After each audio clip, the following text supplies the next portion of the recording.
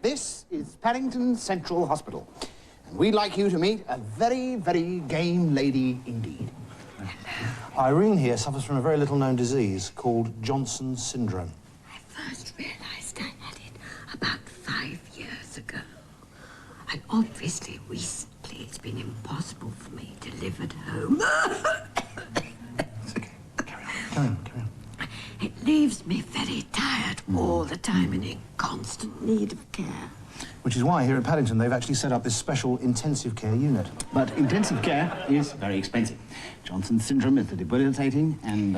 Highly infectious. And highly infectious.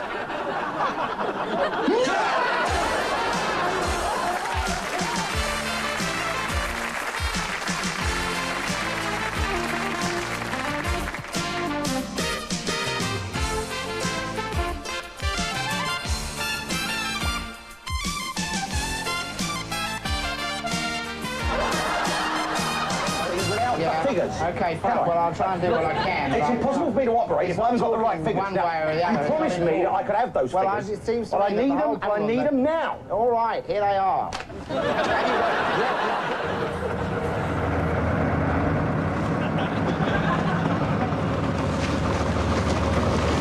Well, I see they've added another section to the Sunday Times. The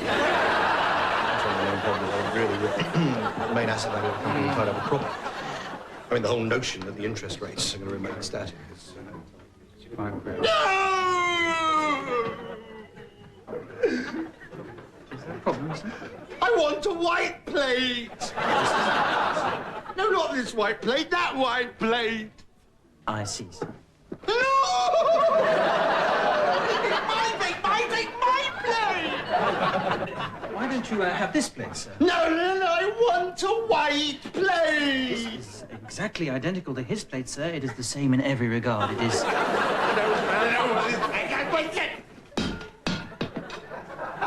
I think sir is in danger of forfeiting his din-dins altogether.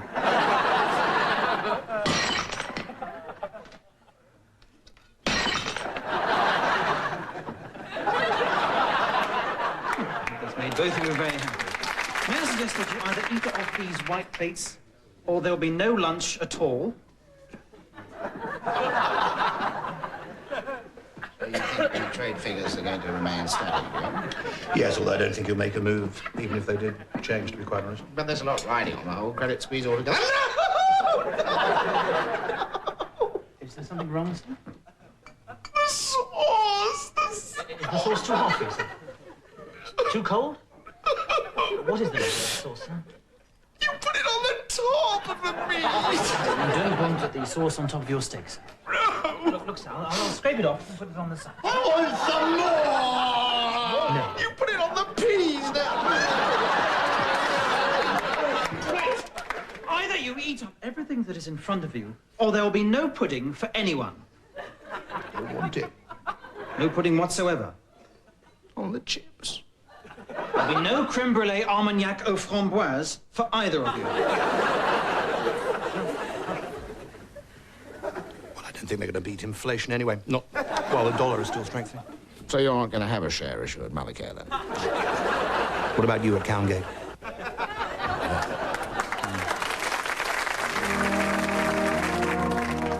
The Lancashire mining town of Hattersfield, population 7,000. Terry Chipper is 35. He has been unemployed for 43 years and has to survive on 3 old pence a week. It's the time. It hangs heavy on you, you know. Sometimes it hardly seems worth getting out of bed in the morning. There's nothing to do. You spend all day hanging around the house, getting in the wife's way. Just the two of us. And the 37 children, of course.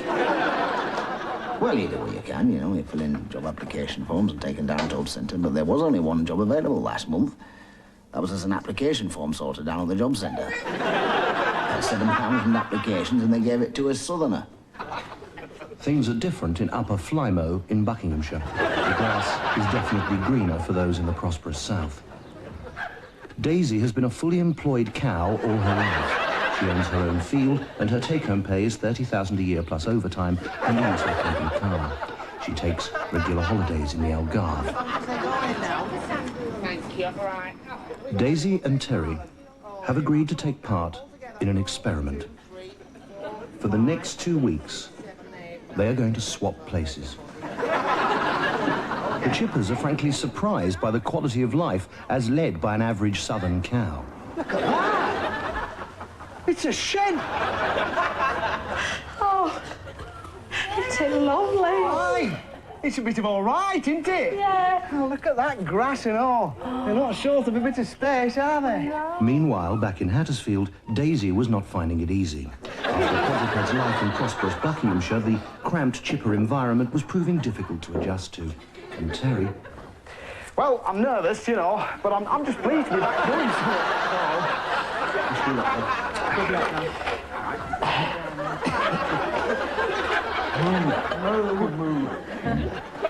It feels right odd, this southern work. Takes quite a bit of getting used to.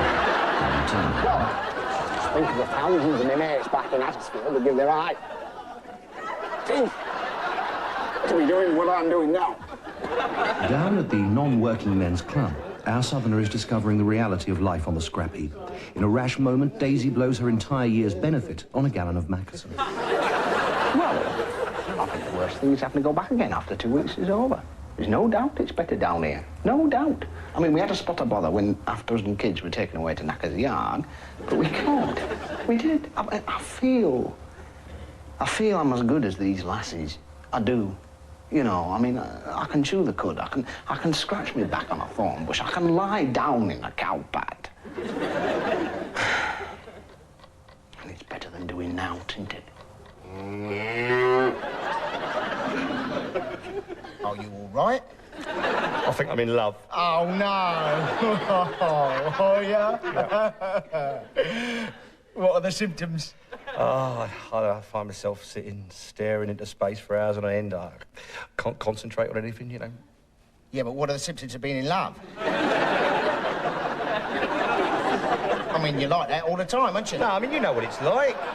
You know what it's like. You get the old hot and cold flushes and, you know, your heart skips a beat and, you know, the fluttering feeling inside your stomach. It's, you know, well, you must have been through it. Yeah, I have, yeah. When was the last time? Oh, when I worked down the slaughterhouse. Yeah, I dropped a cattle prod down my Wellington boot. You didn't have to give me a shot. I was all hot and flushy. Yeah, well, you wouldn't. Like I'm talking about love. I'm talking about love, mate. Yeah. Oh, I wish you could see her. She's such a beautiful young thing. She's... Oh. How do you mean young? Well, she's 17. 17? Yeah, well, she looks 17. I mean, you can't tell these days, can you, to be quite honest? I mean, she could be 36. Yeah. I don't care. I don't care. So when I hear her name, mate, it's like 1,000 violins shimmering across the clear blue waters of the Aegean. Yeah. And what is her name? Tony. It's a bloke's name, isn't it? No, Tony. It's an abbreviation. It's Tony for short. Oh, what is it for long, then? Anthony. There's music to my ears, her name. Yeah. Tony, Tony, Tony, Tony. Yeah. I've got it bad, haven't I? You've got it terrible by the sound of it, yeah. But you do soppy things when you're in love. Yeah, don't you? You know, walking in the rain That's right, and wishing on a star. Yeah, throwing a cat in the canal. Well, that was a soppy thing. Well, it was when we dragged it out, anyway. Yeah. Do you know what I found? You know what I found myself doing the other day? What is that? I found myself writing a poem. A poem? I did. You did. I did. Good one, yeah. Come on, how'd it go then? No, I can't. Come on. How'd it go? Yeah, how'd it go? All right then, okay. Yeah. There was an old man of Darjeeling whose todger strapped up to the ceiling. It said on the door, don't spit on the floor, so he carefully spat on my Tony. Well, you've got it bad, there's no doubt about that. I mean, tell me, are you thinking of tying the knot? Well, I don't think it's because we might want babies later, so no, I'm not going to do that. No, you are going to get married then. Oh, I think all in due course. But Yeah. you see, at the moment, we've both been through very stressful, very traumatic periods. I mean, I've been through the divorce with Sharon. That's right. You know, getting custody of the kids and everything. Yeah. And And what about Tony? well, she's been taking her GCSEs, so it's. She's 17, isn't she? Yeah. I mean, far be it for me to say. What? I mean, it is none of my business. Well, what? But what's she like in bed? Well, can I describe the sun, the moon, and the stars all rolled into one? I doubt it. I mean, you've got to think, you see. I mean, listen, can I speak to you as one intelligent human being to another? Well, you can give it a whirl, yeah. I mean, you know, what was it? Only 3 weeks ago, right? Yeah. Yeah. I mean, you was head over heels in love with that trampoline artist, weren't you? Well, so? Yeah. Well, are you sure this is not just happening on the rebound? No, I'm in love. I'm in love with her. Well, you've got to see it from her point of view. I mean, you're old enough to be her old man, aren't you? I mean, What are you trying to say? Look at it. You know, she's 17, right? She's Yeah. she's an impressionable young girl, Yeah. right? She's not known. She doesn't know what's going on in the world. Right. Right. And along comes an older, cleverer, more mature, sophisticated man and turns her head. Well, so? Well, it could happen. Yes, during the last post-office strike, it is our contention that the British public were behind us 100%. Well, we didn't get one letter of complaint. Scotch on the rocks, please.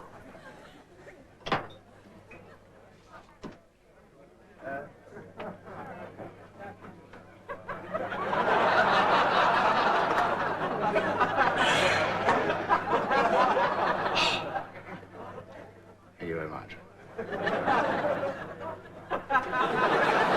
And if you've got any comments on that, we'd like to hear from you here on Wildlife World. But now, it's time to link up once more with Andrew, who's out there deep in the heart of darkest Wiltshire. Are you there, Andy? There I am, Jim. Back for another live session with our old friend, the Badger. And I've been joined today by a local badger expert and a bit of a country character, Ben Truckle. Ben, yes. Oh, God, those midges aren't in particular. There you are. What are you doing there? We're lying on the floor of the copse here, and there's a wonderful smell of wood mulch all around. Smells like squirrel's piss to me. You mentioned nothing about wearing a toy. I thought we was on radio. At the moment, through the dust light, we are looking down into a kind of hollow which contains the badger's set. Badgers. Yes. What? Gassed a lot of them, I say. Nasty vermin. Right. Yeah, and is that a chaffinch, Ben?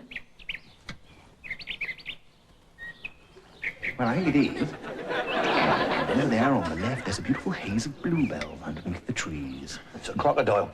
Not a chaffinch, it's a crocodile. It is.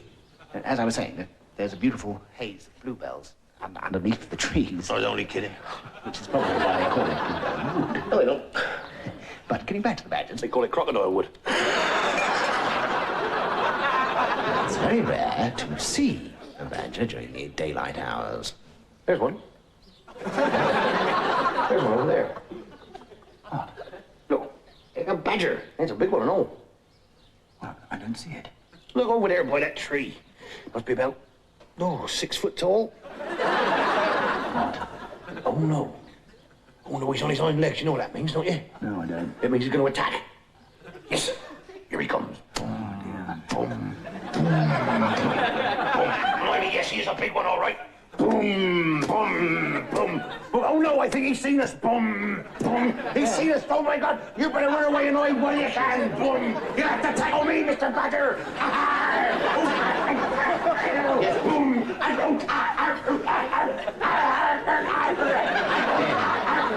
think he's going away now.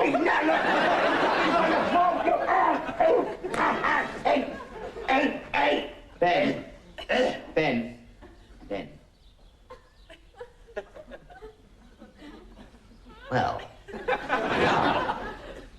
our guest, Ben Truckle, seems to have been attacked and killed by a giant badger.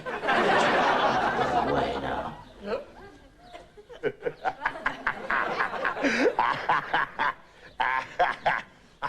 Oh, there we are, Ben. We thought we'd lost you, Ben. No, I was only pretending. Oh, my God, no. What is it? Oh, it's all right. It's just another crocodile, thank God. Good. Well? Well, we think it may be drug-related, sir.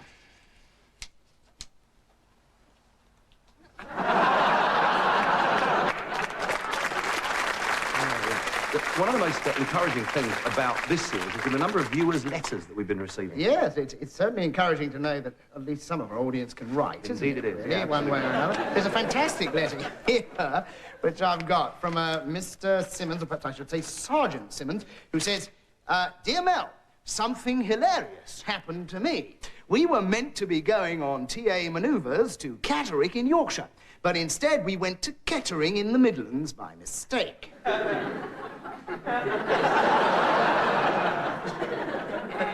I think you should put this in one of your skits. Yeah. Yeah, well, unfortunately, we're chock-a-block with hilarious material for this series, but we'll happily pass it on to John Sessions, who I'm sure will be able to weave half an hour's worth of comic magic out of that idea. Anyway, this one I actually like very, very much indeed. It's from Mike Lance in Brighton. To Mel and Griff, me and my mates have been laughing so much at your shows that now my dad makes us watch it in the garage. Well, oh my, I must say that it's very nice. That's garage, isn't it? Sorry, what? It's not garage, it's garage. Well, how do you know what the kid speaks like? Yeah, well, it doesn't really matter what he speaks like. I mean, the word is garage, not garage. Well, I say garage. Yes, I know you do. You're wrong. Says who? Says you?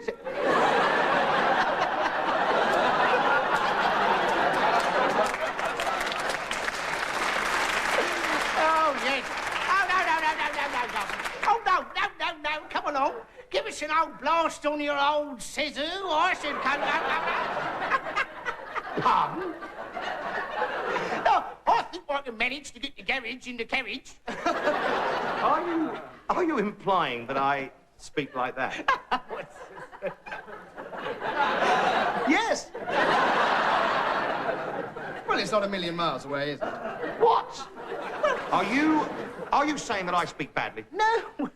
It's only certain words. Which words? The words you speak. And some of the words you don't speak as well. So I speak Chiswick. Yes, you speak Chiswick Common. Oh. You speak Epping Forest, presumably. No, I speak a received standard pronunciation. Oh, I see, received standard pronunciation. So you're saying that you're right and I'm wrong, yes? Yeah. Terrific. Terrific. Mel, don't get upset about it. I wouldn't worry about it. You're no different from millions of people in this country who can't speak their own language properly. Like whom? Well, like Northerners. Northerners? What? Yeah. What? All Northerners? Yes, all Northerners, yeah. Well, I like the way Northerners speak, as it happens. Oh, as it happens very often, really. I do. I like the way Northerners speak. Up, father, I've run your bath. I love that. No, it's lovely. Fine. It's charming and completely wrong. Well, we're looking forward to our tour of South Yorkshire now, I must say. Look, come on. Mel, would you like me to teach you how to speak properly? Would you? Yes, I will. Look, because I happen to have a few marbles in my pocket here. Oh, isn't that funny? And there was me thinking you'd lost them. So, now, you just stick a few of those in your mouth. Go on, now, right, okay, you've got them there, right, okay. Now say, how now, brown cow. I can't do it. Would you mind showing me how to do it? Just put a few in, like Yeah, just like this. I see the way. Yeah, no, there's quite because you've got quite a big mouth. So perfect.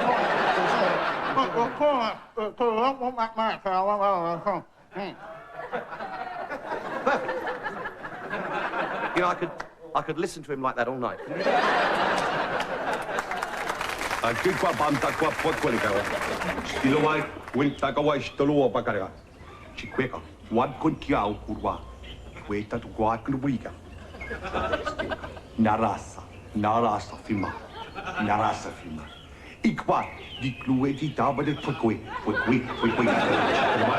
Cine guarda, că voi care?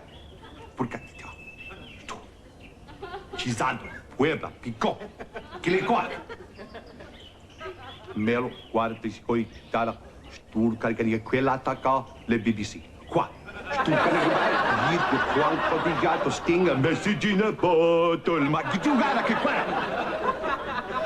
Che la cau, stari che ho ito quanto che daso, che ti ho buccio banson. Tutti che la tuffa. Sturca la wa. La che deve da temporu che hai stato. Quante cau. Ti qua. Una razza. Filma. Guarda.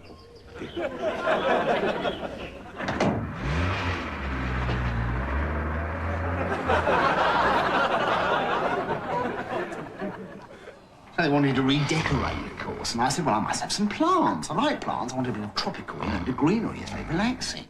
But my goodness, the work. The work! I mean, look at that thing over there. I mean, that is supposed to be a 6-foot rubber plant. It's tiny, isn't it?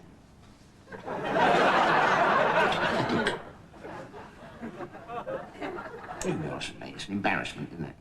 I mean, it's not even as if it's very cold in here, is it? What the average female is supposed to think when she comes face to face with that miserable specimen. Of course, you can put humus on it. You can cover it with wet peat. Well, you know, get yourself a decent-sized plastic job. A plastic one? You mean one that straps on with batteries? No, I don't think with batteries, no. I mean, I'm just an ordinary, full-sized plastic rubber plant. Rubber plant? Oh. Plant. I thought you were talking about something else, sorry. By the way, your cock's on the small side, isn't it?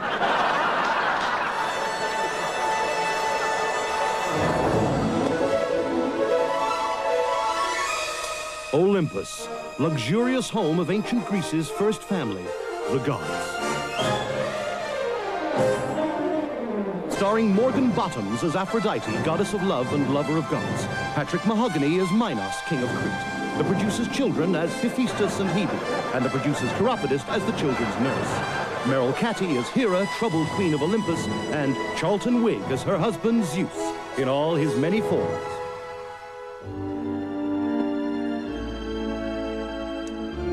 Oh, Zeus, you are my kind of god. Aphrodite, as goddess of love, you no doubt realize my wife Hera must never get to know this. Zeus, I just hope you can explain everything. Of course I can. I'm a god. Mommy! Not now, children. Your mummy's drunk. Go to your nurse, Persephone. Come on, Hephaestus. Come on, Hebe. Let's leave the grown-ups to their adultery. Thank you, Debbie. Send him in.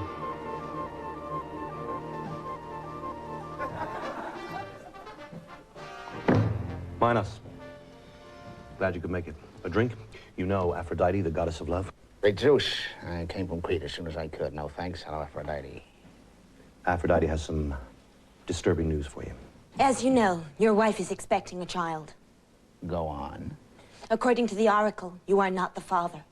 If I am not the father, then who is? Apparently, the father is a bull. Oh. Zeus! This wasn't you in one of your many shapes. No, just a regular bull. Thank God. You're welcome. Must have happened that night after the olive oil baron's ball. Minos, you should know that there is a risk of a hereditary condition being passed on to the child.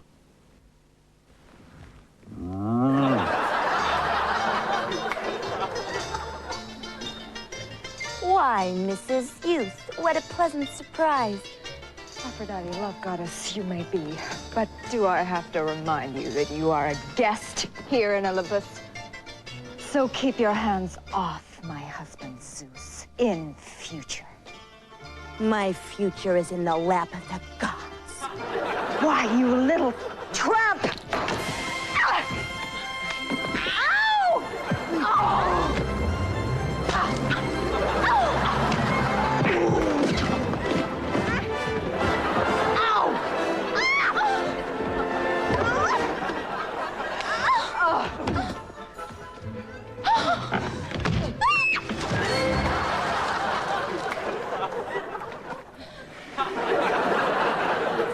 a mess, Hera.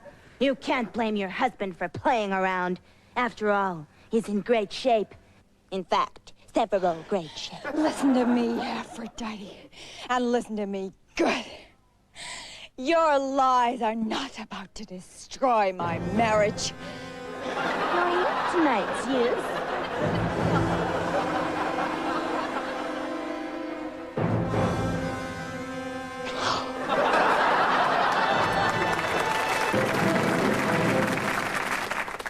Education. Who should teach our children?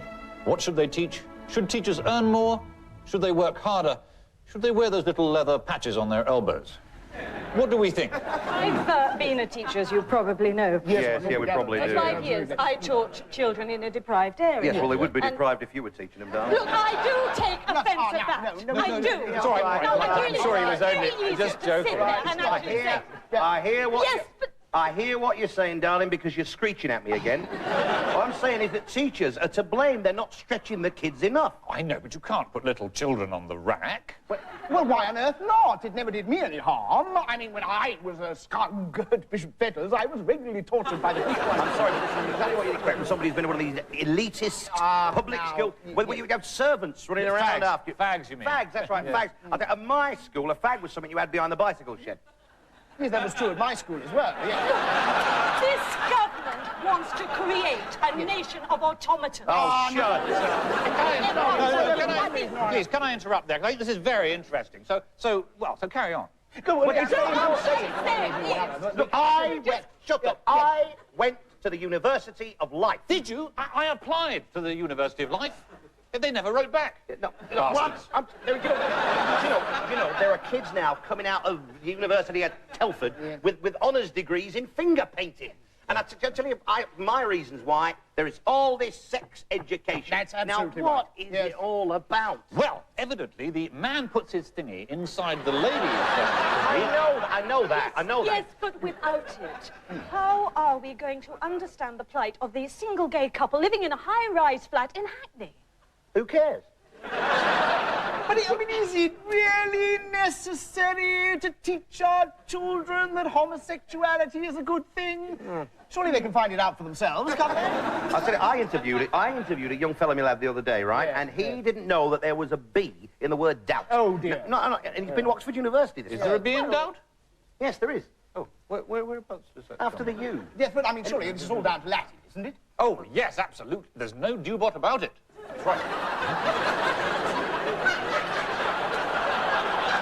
It's all very well talking about dead languages like Latin. The reality is that the kids in our area are having to study Urdu. I think that's so important. Well, only if you're going to be an hairdresser. I mean, Well, if I could just sum up then, I mean, what we feel basically is that we've learnt nothing from our teachers, that educational standards have, something amusing you, Martin? What? Wipe that silly grin off your face. I wasn't grinning. Come on now. It wasn't me. Smith and Jones have gone again. Wasn't it amusing what they did just then? They made us trot, ho, ho, ho, with the television show. It was to spy our funny bones. These comic pranksters, Smith and Jones. They did their skits with such aplomb. Where do they get their ideas from? Smith and Jones return next Monday at 9:30. And there's even more comedy this Friday when Basil suspects a hotel inspector is staying at Fawlty Towers. Friday night at 8 o'clock. Coming up next on ABC, Leeds United take on Liverpool in English soccer. They made us grin, so do us. If you've been tuning in, replace the receivers on your telephones because that's your lot.